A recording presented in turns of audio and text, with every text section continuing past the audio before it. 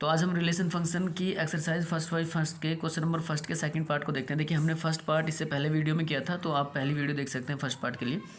तो ये क्वेश्चन कहता है कि relation R in the set of N, यानी कि हमें नेचुरल नंबर के सेट से रिलेशन बनाने। तो हमारे पास क्या है, देखिए हमने नेचुरल नंबर को लिखा। अब नेचुरल नंबर तो बहुत सारे होते हैं, हम लिख लेते हैं इस तरह से 1 2 3 और फिर डैश डैश करके हमने लिख लिया।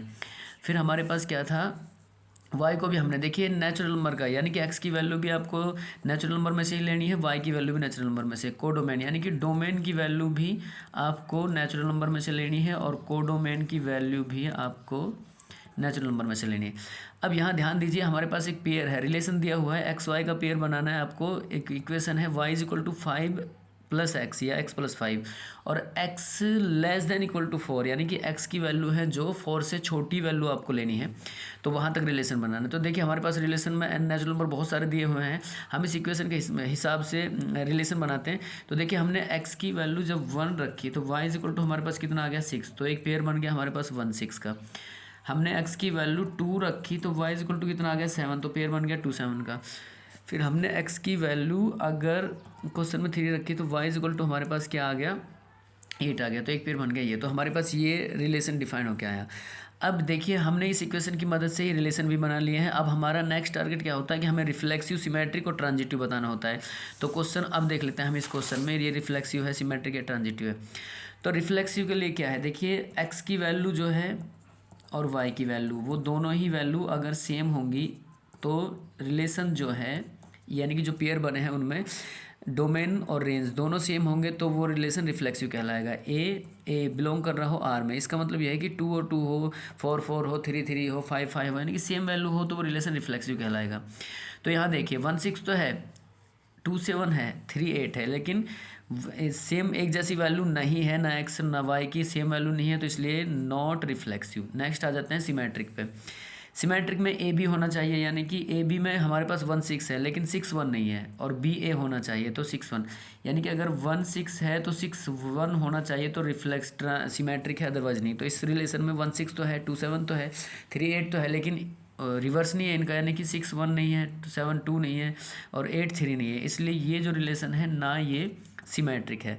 Not symmetric, not reflexive. अब ट्रांजिटिव चेक कर लेते हैं। देखिए ट्रांजिटिव में हमारे पास क्या है कि 1 6 होना चाहिए, 2 6 होना चाहिए, फिर 6 1 होना चाहिए। तो इसका मतलब है कि 1 2 होना चाहिए, 2 3 होनी चाहिए या 1 3 होना चाहिए। इस तरह से अगर रिलेशन में हमारे पास जो पेयर बने हुए हैं इस तरह से हो, अगर 1 2 हो, 2 3 हो, 3 1 हो, तो रिलेशन से ट्रांजिटिव। तो इसमें ऐसा है ही नहीं, इस रिलेशन में ये सेटिस्फाई नहीं करती तीनों कंडीशन, तो ना ये रिफ्लेक्सिव है, ना सिमेट्रिक है, ना ट्रांजिटिव है।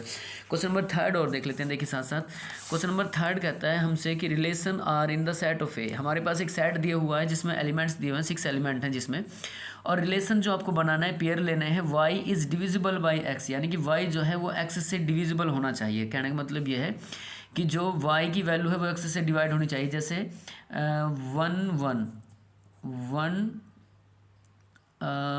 x से डिवाइड, यानी कि 1 1 होना चाहिए, या 2 6 होना चाहिए, या 3 9 होना चाहिए। इस तरह से रिलेशन होने चाहिए। अब देखिए हमारे पास यहाँ ऐसी वैल्यू आप ले सकते हो।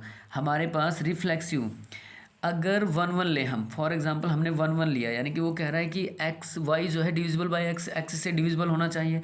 तो अगर मान लो हम 1 वाई की वैल्यू लें एक्स के, तो डिविजिबल है 1 1 से, तो इसलिए ये रिलेशन रिफ्लेक्सिव भी कहलाएगा।